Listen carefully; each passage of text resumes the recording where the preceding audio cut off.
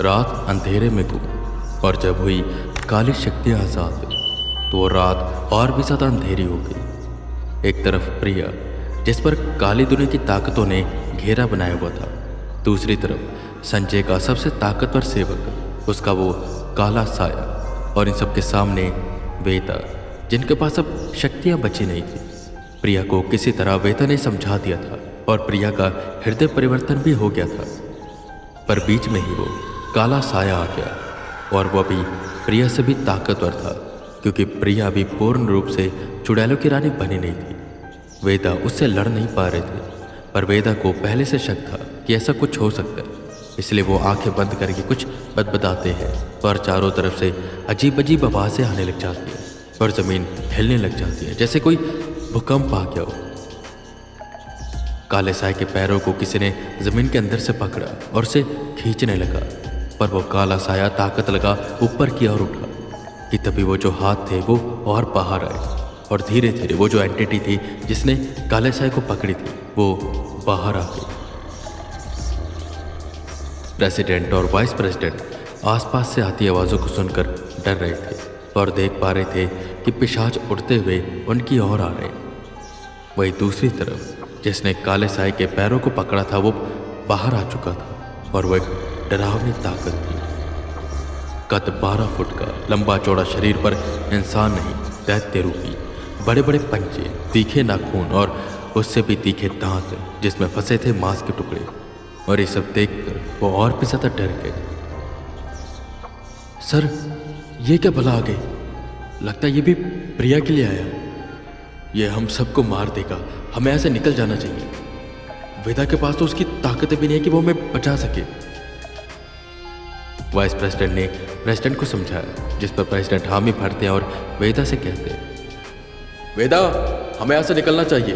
लगता है ये भी प्रिया को ले जाने आया।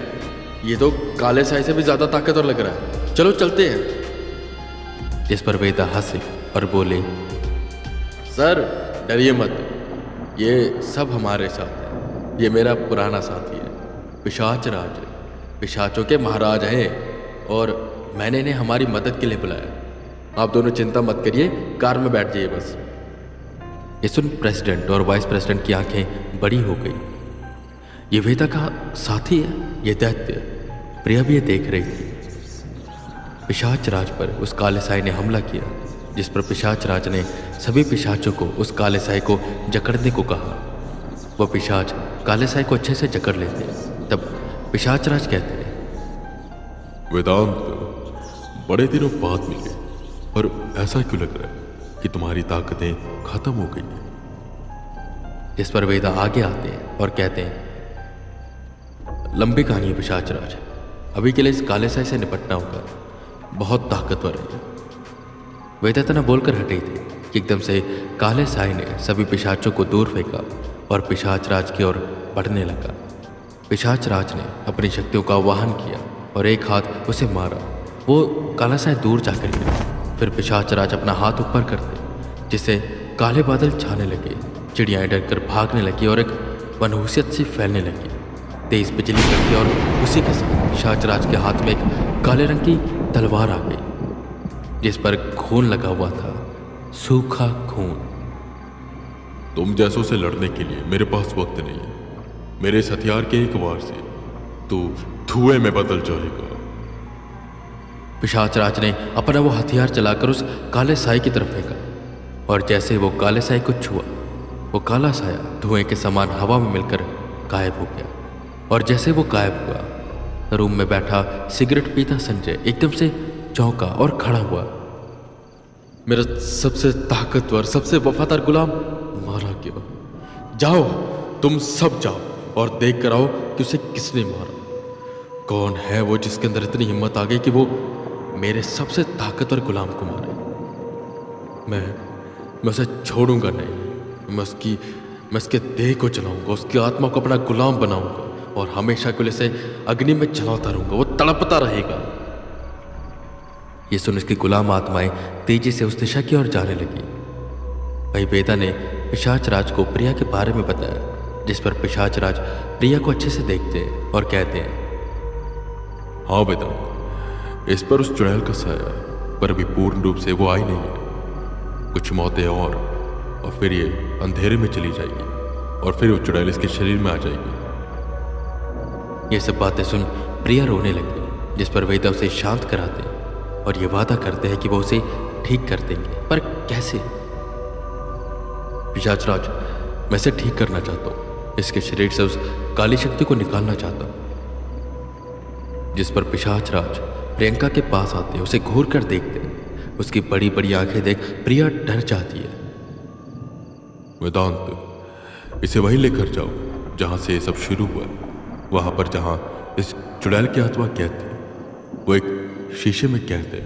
वहां पर इस लड़की ने उसके साथ एक संधि की है और इस संधि के मुताबिक वो चुड़ैलों की रानी इसके शरीर में आ जाएगी और ये जो प्रिया की आत्मा है उस शीशे में कैद हो जाएगी। और ध्यान रखना, वो कोई आम शीशा नहीं है। काली दुनिया का एक ऐसा शीशा है जो किसी सुरक्षा कवच की तरह। उसमें जाना तो आसान होता पर बाहर आना नामुमकिन। उसमें कोई ना कोई रहना चाहिए। उसने अपनी सुरक्षा के लिए उस शीशे का उपयोग किया, पर बाहर आने के लिए वो प्रिया का उपयोग कर रही है। अगर ये चाहे तो इतनी शक्तियों के साथ भी रह सकती है। इस पर अभी काली शक्तियों का पूरा असर हुआ नहीं है। ये तुम्हारी मदद कर सकती है वेदांत। जिस पर वेदा प्रिया की ओर देखते। प्रिया काफी डरी हुई थी। वो इंसान से शैतान बन गई थी, वो ये जानती थी, और वो इंसानों को बद से बदतर मौत दे रही थी और वो ये सब नहीं चाहती थी। प्रिया को इंसानी खून कटे अंगों से अब भय नहीं लगता था।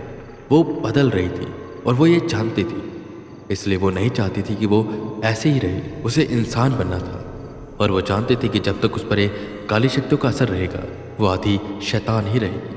वो वेदा से कहती है कि उसे इंसान बनना है, उसे खूनी नहीं बनना। जिससे उसने बदला लेना था उसने ले लिया, अब बस वो अपनी जिंदगी में आगे बढ़ना चाहती है। और ये सब सुनकर पिशाचराज बोलते हैं,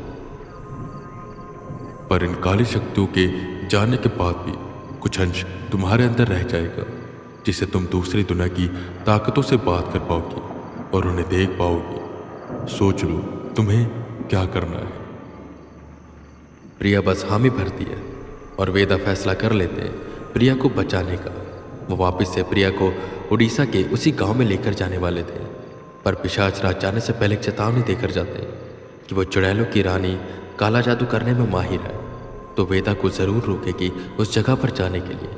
तो उन्हें संभलना होगा और वहाँ वेदा को एक विधि करनी होगी और उस संधि को तोड़ना होगा जो प्रिया और चुड़ैलों की रानी के बीच में हुआ, और उस शीशे को ढकना होगा, जो कि एक बहुत ही मुश्किल काम था।